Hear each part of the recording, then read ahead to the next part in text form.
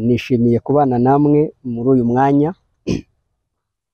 Wenda ndatekereza ko ari bwo bwa mbere mumbonye, ariko amazina yanjye mu busanzwe nitwa Musabyimana Yozefu Mugisha.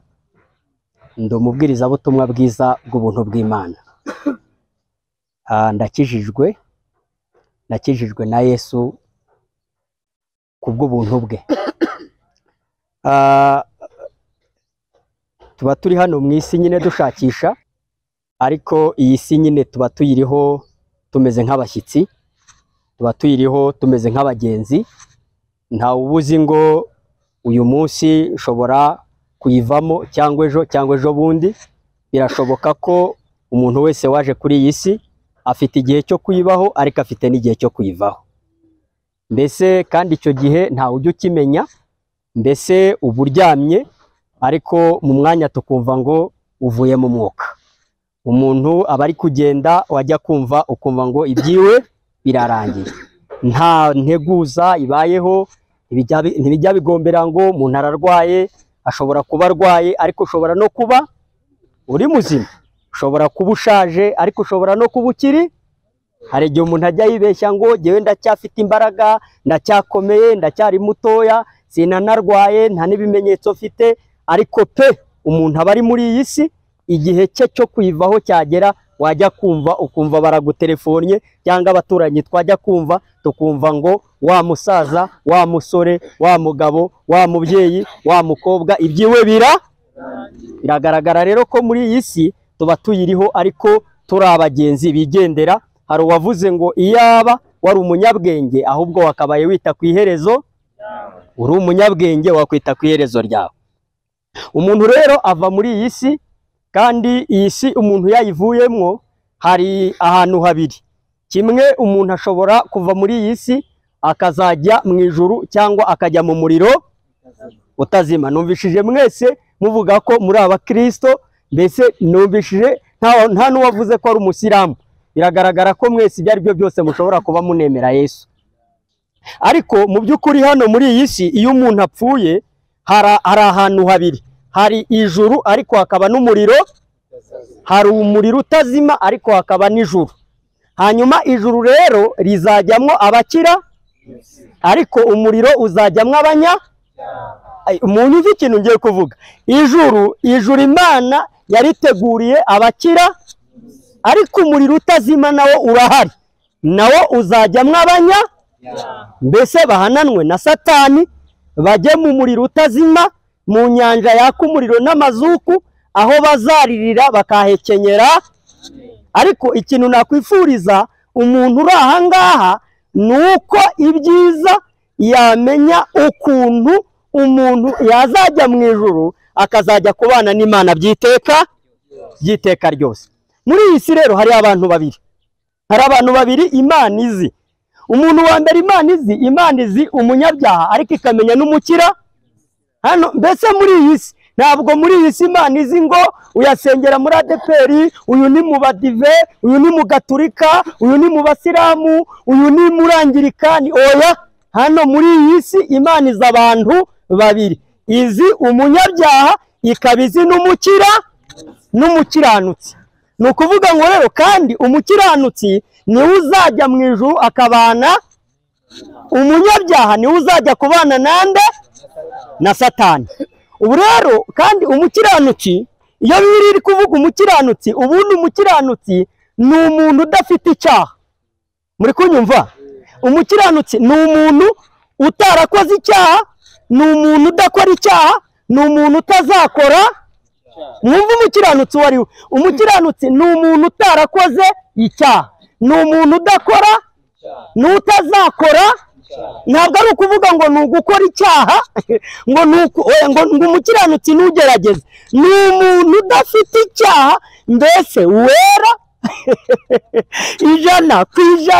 Ntabwo ari ukuvuga ngo njye ndagerageza. Oya, umukiranutsi ni umuntu wera, usa n'uko Imana isa, kandi Imana irera, izabana n'abera.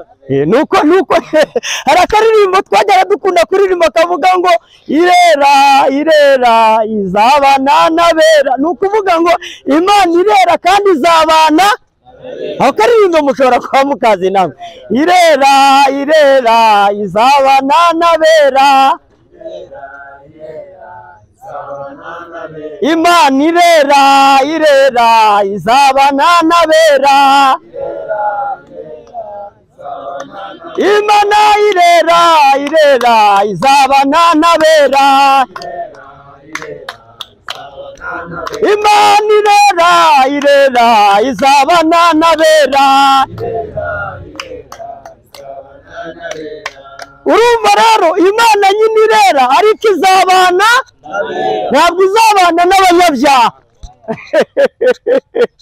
Ntabwo izabana n'abantu bagerage, oya izabana n'abera kuko nayo ari iyera.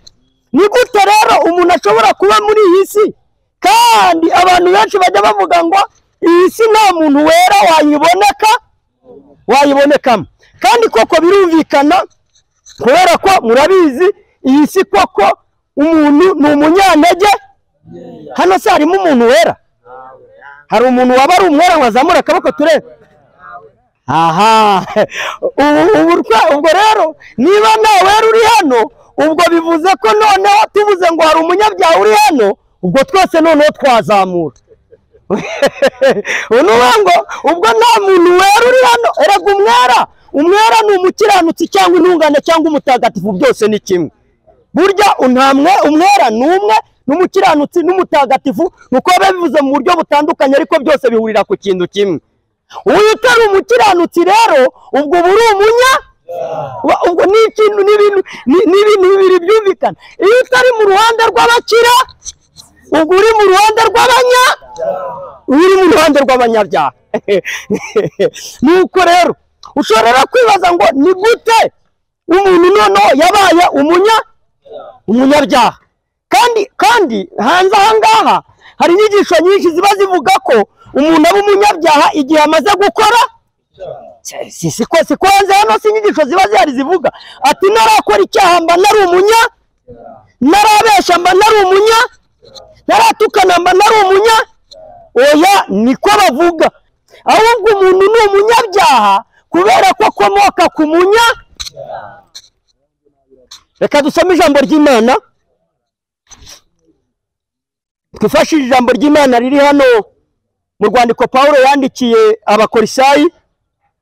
Dusome igice cyaho cya mbere n'umurongo waho wa 21. Mutega amatwi. Haravuga ngo namwe abari baratandukanijwe n'Imana kera, mukaba mwari abanzi bayo mu mitima yanyu no kubw'imirimo mibi. Ndashaka gusubiramo uyu murongo. Haravuga ngo namwe abari baratandukanijwe n'Imana kera, mukaba mwari abanzi bayo mu mitima yanyu no kubw'imirimo. Ijambo ry'Imana riravuze ngo namwe abari baratandukanijwe n'Imana. Urumva umuntu yatandukanye n'Imana ryari? Tugendane. Niko ijambo ry'Imana rivuze. Namwe abari baratandukanijwe n'Imana, mukaba mwari abanzi bayo mu mitima yanyu no kubw'imirimo. Urumva umuntu yatandukanye n'Imana. Ushobora kwibaza ngo ni gute natandukanijwe n'Imana kera? Kera hawe ntabwo ari ejo bundi wavutse. Kera hawe ntabwo ari ejo bundi muri 2 wabonetse. Kera hawe ntabwo ari ejo bundi muri 70 wabonetse. Oya, kera Imana ivuga ni muri Adamu na Eva. Ijambo ry'Imana rirabivuga. Abantu twese twisanze kuri iyi si, Imana yabanje kurema umugabo umwe witwa nde? Imana yaramye umugabo witwa n'umugore witwa nde? Ari we mugore wiwe wa Adamu nyine. Imana ikimara kubarema irababwira ngo mubyare mwororoke mwuzure. Urumva Adamu, tugendane ntabwo mbatindira rwose. Urumva Adamu Imana yari muremye, imaze kumurema iramubwira ngo mubyare mwororoke mwuzure isi. Urumva muri Adamu niwe twese twagombaga kugira gute? Gukomoka. Ariko mbere y'uko Imana imurema yabanje kurema Edeni. Ntekereza ko izo nkuru abantu benshi mukunda kugenda muzimenya murazisoma. Irema Edeni, imaze kurema Edeni ishyiramo ibiti by'imbuto z'ubwoko bwose zigiye zitandukanye. Ariko muri Edeni, hagati mu ngobyi ya Edeni, Imana ishyiramo n'igiti cy'ubwenge bumenyekanisha icyiza. Icyo giti Imana iramubwira ngo Adamu, ku mbuto z'ibindi biti byose wemerewe kuryaho uko ugize gute ushaka, ariko igiti cy'ubwenge bumenyekanisha icyiza n'ikibi kiri hagati mu ngobyi ya Edeni cyo ntiwemerewe kurya ku mbuto, kuko umunsi wakiriyeho no gupfa uzagira gute. Nahangira ngo mbaza gutinda gatoya. Ntiwumva Imana iramubwira ngo hagati mu ngobyi harimo igiti cy'ubwenge, ariko icyo giti kimenyekanisha icyiza nimukiryaho umunsi mwakiriyeho no gupfa muzagira gute. Imana ibwira Adamu ayo magambo yayamubwiye tumurimo twese. Se muri muranyumvara?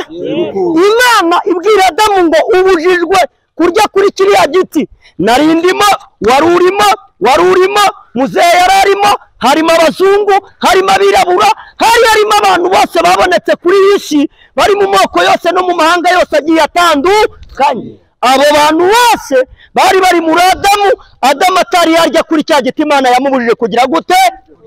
Kuryaho. Ntabwo ari uko rero byagenze ngo bimuhire. Satani yaje kuza gushuka Eva. Ndihuta aramubwira ngo harya Imana yababujije kurya ku mbuto z'ibiti byose biri mu ngobyi ya Edeni. Eva asubiza Satani yaziye mu kanyamaswa kitwa inzoka, aramubwira ngo oya, ku mbuto z'ibindi biti byose twemerewe kurya uko dushaka, keretse igiti kiri hagati mu ngobyi ya Edeni cy'ubwenge bumenyekanisha icyiza n'ikibi, nicyo giti Imana yatubujije kuryaho. Yaratubwiye ngo umunsi twakiriyeho no gupfa tuzagira gute. Twasomye ijambo rivuga ngo namwe bari baratandukanijwe n'Imana kera. Muraza kumva uko umuntu yatandukanye n'Imana. Satani aramusubiza atoya, Imana yarashutse, ntabwo muzapfa, ahubwo Imana izi ko umunsi mwariye kuri icyo giti amaso yanyu azaweza, muzahinduka nk'Imana nimuramuka mukiriyeho. Ngo Eva yumva ngo icyo giti gifite ibyo kurya byiza, ngarangije arambura ukuboko arasoroma ararya, ashyira n'umugabo wiwe Adamu nawe agira gute. Kandi Imana yari yababujije kurya kuri icyo giti cy'ubwenge bumenyekanisha icyiza n'ikibi, imubwiye ngo umunsi mwakiriyeho no gupfa muzagira gute. Icyo cyaha yagikoze tumurimo twese. Yariye kuri icyo giti akora icyo cyaha, abantu bose tumurimo. Kandi Imana yari imubwiye ngo umunsi wakiriyeho no gupfa uzapfa. Ubwo uwo mwanya igihano kiba kirinjiye mu muntu wabahinjiyemo kamere y'iki? Kamere y'iki? Kamere y'icyaha. Uza wibaza ngo mbese ni ryari nabereye umunyabyaha? Umuntu ntabwo aba umunyabyaha kuko akoze, ahubwo umuntu ni umunyabyaha kuko yakomotse kuri Adamu wakoze iki? Adamu akimara gukora icyaha abamukomokaho twese duhinduka abanyabyaha muri kamere yacu imbere y'iki? Tuba tuwokojwe cya cyaha kiba kitwogoje igihano cy'urupfu, kuko niko Imana yari yavuze ngo umunsi mwariye kuri icyo giti no gupfa muzagira gute. Ayo magambo aranditse mu Baroma igice cya 5 umurongo waho wa 18. Haravuga ngo nuko rero ubwo igicumuro cy'umuntu umwe cyateye ko abantu bose bacirwaho iteka. Igicumuro cy'umuntu umwe cyateye ko abantu bose bacirwaho iteka. Igicumuro cya Adamu cyateye ko abantu bose udakuyemo n'umwe, harimo wowe, harimo abantu bose, cyatumye abantu bose bacirwaho iteka, batandukanywa n'iki? N'Imana. Uru rupfu Imana yavugaga rwari urupfu rwo kurimbuka, umuntu agatandukanywa n'Imana akazajya kubana na Satani mu muriro utazima, kuko mu muntu wari yavuyemo kumvira Imana hinjiramo kumvira Satani. Ubwo umuntu yari asangiye umwuka umwe na Satani, kubera ko umuntu yari yumviye Satani akareka kumvira Imana. Igihe rero wabereye umunyabyaha, ni kirya gihe Adamu yamaraga gukora icyaha, natwe tumukomokaho twese turi abanyabyaha muri kamere zacu. Ibi Dawidi yarabivuze muri Zaburi ya 51 ku murongo wa 7, yaravuze ngo dore naremanwe gukiranirwa, kandi mu byaha nimo mama yagize gute yambyare. Urumva ko umuntu avuka ari umunyabyaha atandukanijwe n'Imana muri kamere ye, ari umunyabyaha w'ibyaha byose. Ahari hariya kuri iriya moto nahoze mbona muri gusoma amagambo ngo ijuru ngo haranditse ngo ijuru n'ubuntu ngo ntabwo rikorerwa n'abihorera, ariko ni kuvuga nubwo aribwo byaribyo byose. Turaza noneho kureba buryo ki noneho ijuru Imana yaritangiye ubuntu. Noneho urumva, kubera ko umuntu yavutse ari umunya muri kamere, wumva igiti yariye ni kimenyekanisha icyiza ni ubona ko muri kamere muntu habamo gukora neza ariko no gukora tugendane. Muri kamere muntu ntawe ubibwiriza undi, habamo gukora neza ariko hakabamo no gukora.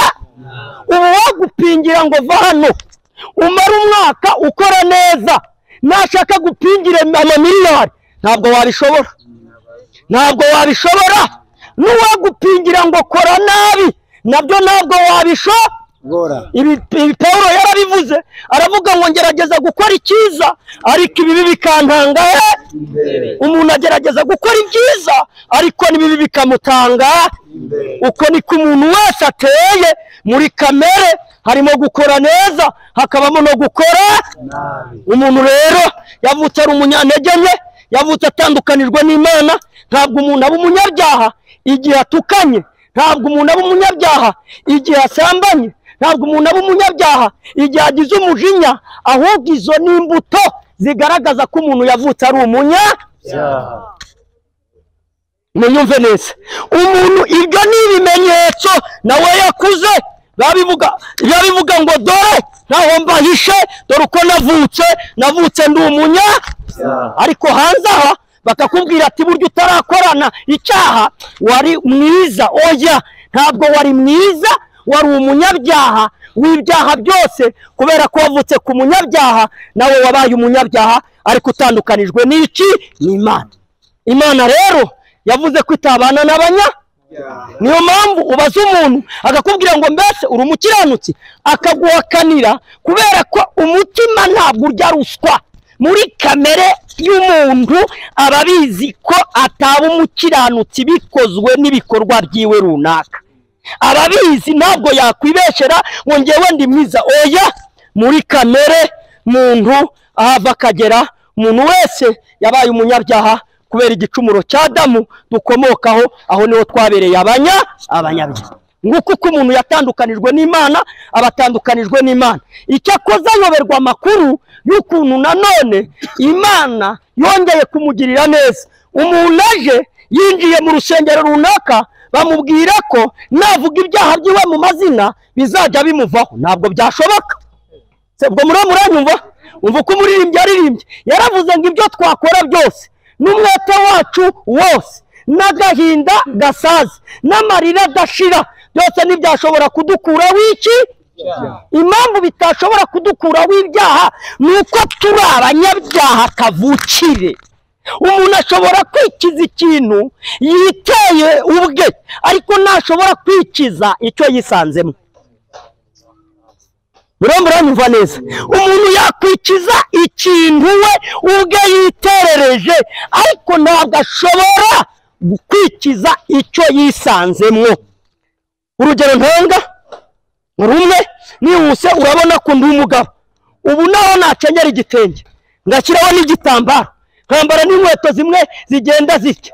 Hari ukuntu kera twabataga ibibuto bya avoka tugashyira hano ngo turashaka kwigira abakobwa. Oya, naho waza ugenda mu nzira abantu bakajya bavuga ngo uri umubyeyi, waba uzi ko uri umugabo, waba ufite ibyangombwa bigaragaza ko uri umugabo. ntabwo ibyo bimenyetso byagukuraho uko wavutse.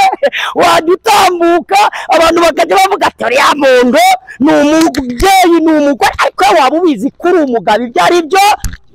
Umuntu rero ni umunyabyaha, avuka atandukanijwe n'Imana, akinjira mu rusengero atandukanijwe n'Imana, yagera mu bamuyobora abo mu rusengero ntibamubwire aho yabereye umunyabyaha, ngo banamubwirire n'aho yakiriye ubunyabyaha. Kuko umuntu akwiye kumenya aho yabereye umunyabyaha, ariko akaza no kumenya aho yabereye umukira. Nguko rero uko umuntu yabaye umunyabyaha, wabaye umunyabyaha kubera igicumuro cya Adamu wakoze icyaha tumurimo, abamukomokaho twese tugahinduka abanyabyaha imbere y'Imana. Icyo kikaba ari cyo gituma udashobora kujya mu ijuru Imana iguciye ibikorwa byawe byiza, kuko ibikorwa byawe byiza bituruka muri kamere yawe, kandi kamere ari cyo cyaha cyeraho imbuto zo gukora neza, kikeraho no gukora nabi. Imana izi ko none wakora neza, ariko mu kanya ikaba izi ko wanakora nabi. Nicyo gituma rero idashobora kwemera ibikorwa byawe ngo bikugire mwiza imbere yayo, kuko izi ko ibyiza byawe bivanze n'ibibi byawe, waba ubishaka cyangwa utabishaka. Niyo mpamvu gukiranuka rero k'umuntu, hari umuntu wari yahoze uvuga ngo oya, ngo Imana ngo yatujyana mu ijuru ngo kubera gukiranuka kwacu. Oya, ntabwo byashoboka ko gukiranuka kwawe kwakujyana mu ijuru, kubera ko gukiranuka kwawe harimo no gukiranirwa kwawe. Rero kuko bivanze, ubwo se namwe reka mbabaza, ubwo niba gukiranuka k'umuntu kwamujyana mu ijuru, hanyuma gukiranirwa k'umuntu nako kwamujyana mu muriro, igice kimwe cyajya mu ijuru, ikindi kikajya mu muriro utazima. Ntabwo wumva ko umuntu muri we yakozemo gukora neza no gukora. Noneho rero Imana yaje kutugirira neza, kubera ko umuntu wavutse ameze atyo yakatiwe urwo kujya mu muriro utazima, akazajya kubana na Satani, akajya kuba mu nyanja yaka umuriro n'amazuba, kubera ko Imana idashobora kubana n'abanyabyaha. Noneho yaje kutugirira neza rero, yaje kutugirira neza. Ubwo wavutse uri umunyabyaha utabigizemo wisanze uri umunyabyaha ariko utabigizemo ni nako kuba umukiranutsi nabyo nta ruhare umuntu abigiramo. Muranyumva neza? Nk'uko wabaye umunyabyaha nta ruhare ubigize, ni nako wongera kuba umukiranutsi nabwo utabigizemo kuba umunyabyaha byakozwe na Adamu wakoze icyaha tukaba abanyabyaha twese, ni nako kuba umukiranutsi nanone byongera gukorwa n'undi muntu umwe, twese tugahinduka abakiranutsi imbere y'Imana. Ni gute rero bibaho?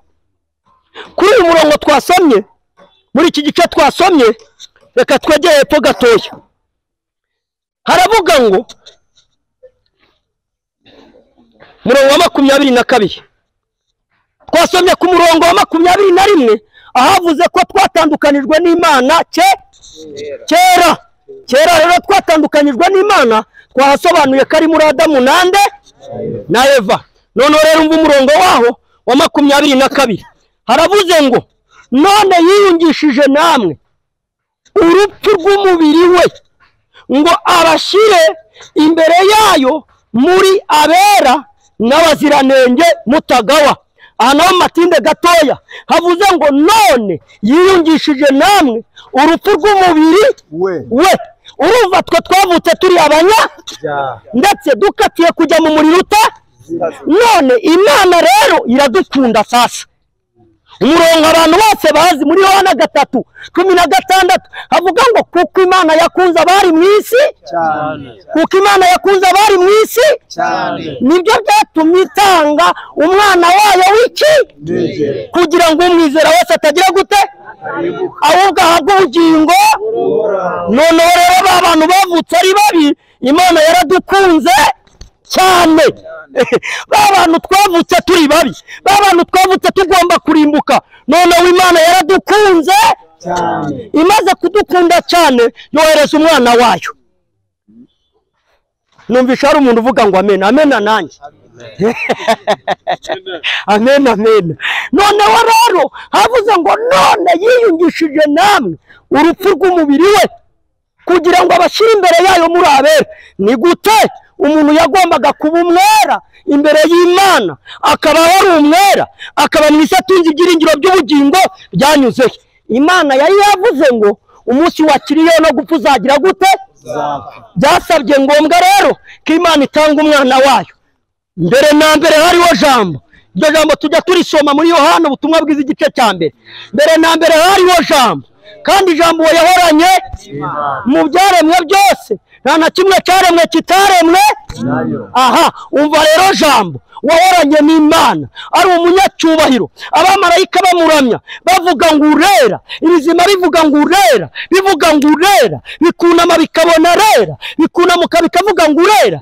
Uwo yemeye gusiga ubwiza n'icyubahiro, rero muranyumva, kugira ngo aze kudukiza kujya mu muriro kugira ngo adukize kurimbuka, yaremeye ava mu ijuru asiga icyubahiro, abamarayika bamukorera, asiga ubwiza n'icyubahiro, aza mu isi kugira ngo adukize. Ntabwo yaje mu isi ngo amanuke mu ijuru ahita agera hasi, ahubwo yaje yicishije bugufi, yemera kuvukira muri Bikira Mariya, cyangwa yemera kuvukira muri umva guca bugufi rero kwa Yesu, aremera aza mu isi, avukira mu bo yaremye, kwari ukugira ngo yambarire umubiri muri Mariya, ariko yambariremo umubiri wawe, yambarire umubiri wawe muri Mariya, yambariremo umubiri w'abantu ariko adafite kamere y'abantu. Ubwo muranyumva, yaje yambarira umubiri muri Bikira Mariya, yambariramo umubiri wa muntu ariko adafite kamere kuko yaraje kudukiza rero, kugira ngo aze gukora bya bindi byatunaniye. Yaje gukora bya bindi byatunaniye, nuko yaje yambara umubiri. Iyi si ayimaramo imyaka 33 ngo ageragezwa mu buryo bwose nkatwe, ngo ariko niyakora agenda mu isi, ageragezwa, ariko ngo ntiyakora icyaha. Yumvira amategeko yose, ya mategeko yose yakunaniye, ya mategeko yose utadushobora, ya mategeko yose yakunaniye, ya yandi utanashobora. Umucunguzi witwa Yesu araza, anonosora irya mbere, anonosora irya kabiri, ahera ku rya mbere, aranonosora ageza ku rya nyuma, akiranuka ku gato no kuka. Ibyo yabikoreraga nde? Ntabwo yabyikoreraga ngo bimujyane mu ijuru, kuko n'ubundi we yahoze ari nyiraryo, ni nawe nyiraryo. Yabikoreraga wowe kugira ngo bikubarwaho, nubyizera biguheshe kujya mu ijuru. Ni gute byagenze rero? Kwa kundi yagukoreye neza, agakora ibintu byose neza, bya byaha byawe byose byo muri kamere yawe wikwirirwa ubirondora, ntabwo bibarika. Imana irabifata, ingano yabyo uko bingana, byo muri kamere yawe, ibyo wibonyeho ejo, ibyo wibonaho none, ibyo uzibonaho ejo bundi, byose bibara ku mwana, ibibara ku mwana wayo. Yesu ahinduka umunyabyaha ariko atigeze gukora icyaha. Ubwo yarahindutse umunyabyaha, nta cyaha yigeze gukora, haba no kukimenya, kugira ngo natwe duhinduke abakiranutsi kubwe. Ubwo muri murabyumvara, ubwo Yesu yarahindutse icyaha ku bwacu, twe twari kuguma turi abanyabyaha. Reka tugendane akakandagira ngo tugasubire ko hari yabonetse umuntu uje mu kimbo cyacu akadukorera ibintu byose neza, ariko yarangiza akabarwaho ibyaha. Ubwo twe twari gukomeza twitwa abanyabyaha, twari kwitwa iki? Ariko ku bwande bwa Yesu, urumva twari tubaye abakiranutsi, ariko tutabikesha imirimo yacu, tutabikesha ingeso, ahubwo kwa gukiranuka kwa Yesu kutubarwaho, nawe abarwaho ibyaha. Umva rero uko byagenze, kubera ko Imana yari yavuze ko ibihembo by'ibyaha ari iki? Ibihembo by'ibyaha ari iki? Hari yabonetse rero ujya mu kimbo cyacu sasa. Uwo ninde? Yesu. Uwo ninde? Yesu. Uwo ninde? Yesu. Uwo ninde? Yesu. Ubazwa ibyaha byacu, ubwo yagombaga no kujya muri cya gihano twagombaga kugira gute? Guhanwa. Cya gihano cy'urupfu, amaze kubyishyiraho ajya no mu gihano cy'urupfu, natwe tuba tubazwaho gukiranuka kwa Yesu. Yesu abarwaye ibyaha byacu, ajya no guhanwa cya gihano twagombaga guhanwa. Yesaya yarabivuze, aravuga ngo ibicumuro byacu nibyo yacumitiwe, yashenjaguriwe gukiranirwa kwacu, igihano kiduhesha amahoro cyari kuri we. Uko rero niko umuntu ahinduka umukiranutsi imbere y'Imana abikesheje kwizera igikorwa Yesu yakoze ku musaraba. Kubera ko Imana yari yavuze ko itababarira umunyabyaha hatagombye kumeneka amaraso ya Yesu yagombye kumeneka kugira ngo noneho abanyabyaha tubabarirwe iki? Amaraso ya Yesu rero, hari indirimbo tujya turirimba ivuga ngo yanyishyuriye ya myenda yose, yambabariye ibyaha atumane nerade. Umwenda twari dufite wari umwenda w'ubunyabyaha twavukanye, wagombaga kutujyana mu muriro utazima, haboneka uza kuwishyura, awishyuza ikiguzi cy'amaraso. Amaraso ya Yesu amenekeye ku musaraba, amaraso amenetse, Imana iravuga ngo ba bantu bari abanyabyaha imbere yanjye, ba bantu bari barakatiwe urwo kurimbuka, bahindutse abakiranutsi, ibyaha byabo ndabibababari. Iyo wizeye rero mu mutima wawe udashidikanya ko urubanza rw'ibyaha waruhanaguweho n'amaraso ya Yesu, uba ubaye umukiranutsi, ariko ubikesha igikorwa Yesu yagize gute? Ngo kuko umuntu abona ijuru, kubera ko ijuru ntabwo ribonerwa mu byo umuntu akora, ahubwo byabonekeye mucyo Yesu yagize gute? Yakoze. Kuko Yesu niwe wakoze ibyuzuye bitavanzemo n'ikibi na kimwe, kuko yari Imana, niwe wari ushoboye no gukiranuka, akubonera gukiranuka kuguhesha kujya mu ijuru, aragukiranukira birakunda, ahinduka umunyabyaha, bimujyana no mujyana wari ukwiye guhanwa. Yesu nawe aguha gukiranuka kwe, ubyizeye gutyo ijoro warara mu ijuru. Amen.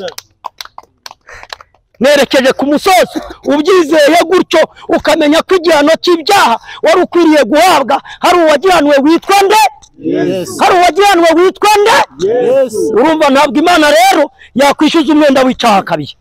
Dore uriya musaza ndatekereza ko aturuta twese, uriya yavutse asanga Yesu yaramaze kwishyura, ariko ubwo muri muranyumva, ubu twese twavutse hashize imyaka irenga 2020 Yesu azize ibyaha byawe.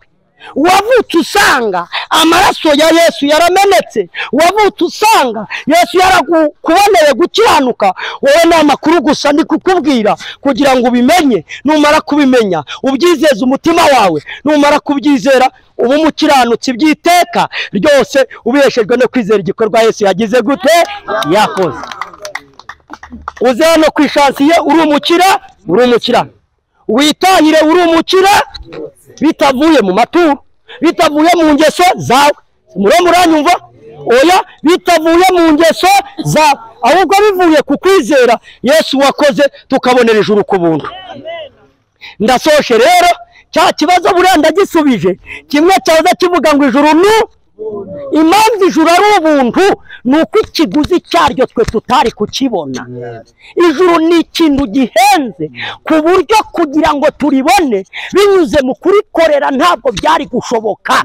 Niyo mpamvu ikiguzi cyaryo cyatanzwe na Yesu, aragitanga amena amaraso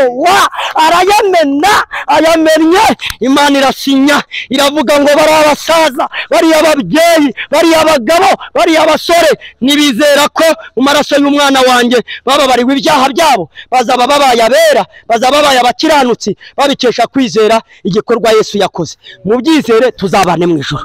Amen.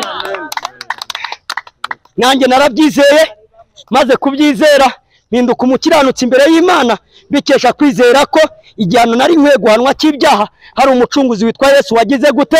Wagihanwe, ajya mu mva, akujyanyeyo, yamukumanukanye mu mva, arakumanukana, azamutse agusigayo umunyabyaha, azamukana umukiranutsi mushyashya. Uko niko ijambo ry'Imana rivuga, riravuga ngo nuko rero abari muri Kristo Yesu baba bamaze kuba ibyaremwe bishya. Mwizere rero, niyo nkuru nziza nari mbazaniye, yari yo kubabwira ko Imana noneho yiyunze namwe, niyo yaje kubashaka. Ntabwo ari mwe mwakwiyunga n'iki?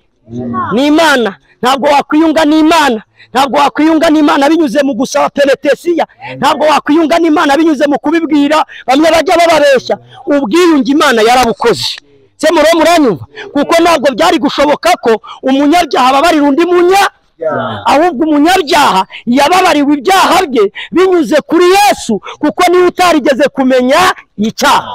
Imana yamaze kwiyunga nawe, yarabashatse, ubwiyunge buraba. Ni mubyizere, mubyizeze imitima yanyu, ntabwo muzarimbuka, tuzabane mu ijuru. Iri joro riraremo, ujye ubyukana ijuru, ujye uriryamana, uryurirane kuri moto, urisohokane mu modoka, urijyane mu nzu. Nusinzira uvuye muri iyi si, uzaba utashye wabo wabera mu ijuru, ubikesha kwizera igikorwa Yesu yakoze. Imana ishimwe cyane. Reka dushimire Imana kubw'ijambo ryayo. Mana Data, mu izina rya Yesu turagushimiye muri uyu mwanya. Turagushimiye kuri Imana yaremye ijuru n'isi. Uri Imana yaremye isi n'ibirimo byose. Uri Imana yaturemye kandi tureme udukunda, nubwo nyuma umwanzi Satani yaje gutuma tukugomera, ariko nanone Mwami, kubera urukundo wadukunze rwinshi rutagira akagero, none wemeye gutanga umwana wawe aza mu isi, asiga icyubahiro, asiga ubwiza yari afite mu ijuru, yambara akamero k'umugaragu w'imbata, aranaganduka, ntiyanga no gupfa urupfu rubi rwo ku musaraba.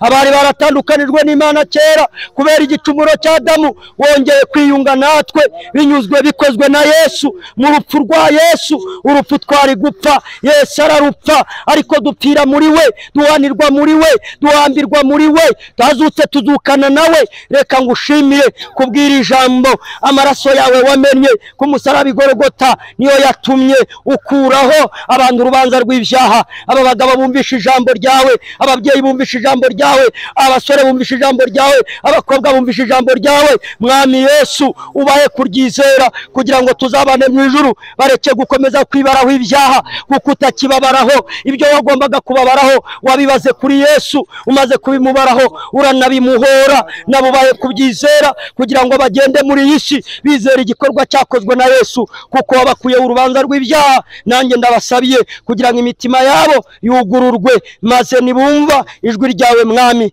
babashe kugurura umutima kugira ngo bashe kubana nabo baruhuke mu mitima yabo. Izina ryawe rikomeze guhabwa icyubahiro none n'iteka ryose, mu izina rya Yesu.